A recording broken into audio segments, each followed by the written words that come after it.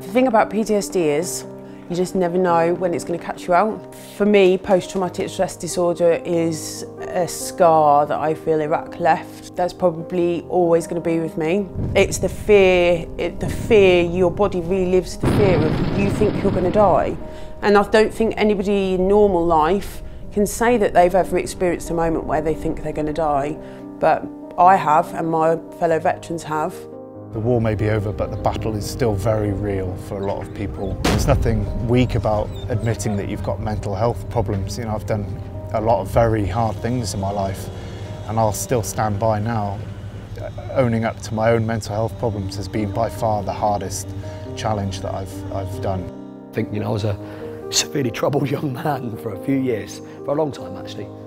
I didn't quite know what to do with it, because like any alpha male, we just go, there's nothing wrong with me, and ultimately the people that say there's nothing wrong with me are the people that eventually it just clicks or breaks, doesn't it? Yeah, I would say 90% of my friendship are all just as messed up as I am, but yeah. So one of my best friends, Junior, is another guy who lives down the road actually. So yeah.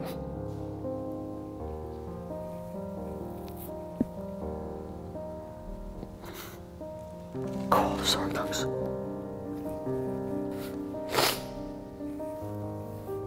Oh, okay, sorry, yeah. Got the ash and the dust off his face and everything, and promised we wouldn't leave him. Sorry.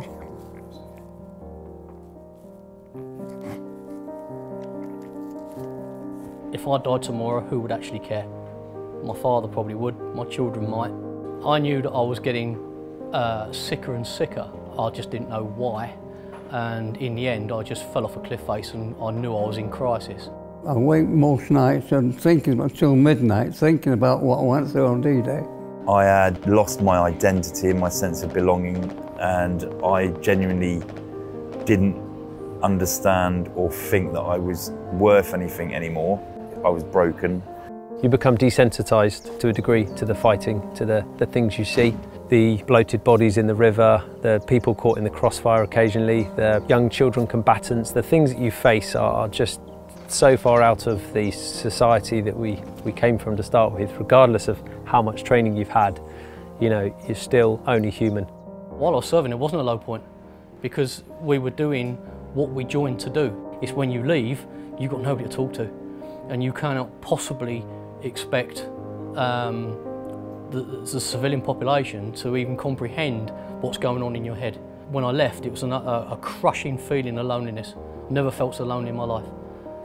I just drove myself to a very secluded spot along the Devon coastline and wandered out of my car and stood on top of a cliff.